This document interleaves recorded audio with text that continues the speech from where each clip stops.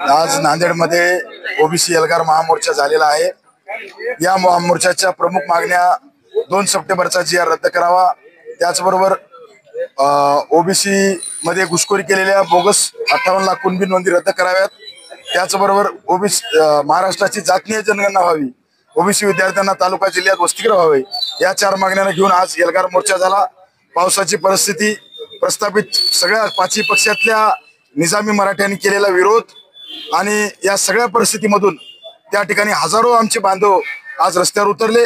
अनेक आमच्या हजारो बांधवांना येऊ दिलं गेलं नाही, तरी देखील येणाऱ्या काळामध्ये ओबीसी ताकदीनुसार या जिल्ह्यामध्ये काम करणार आहे।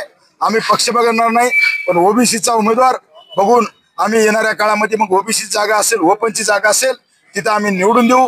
शेड्यूल कास्ट असतील त्या जागेवर आम्ही आमचे बांधव, जे लढाऊ बांधव आहेत, त्यांच्या पाठीमागे उभं राहू, मुस्लिम बांधवांच्या पाठीशी उभं राहू, पण येणाऱ्या काळामध्ये ओबीसीलाच मतदान करेल अशा पद्धतीची शपथ या महामोर्चाच्या द्वारे आम्ही घेतलेली आहे।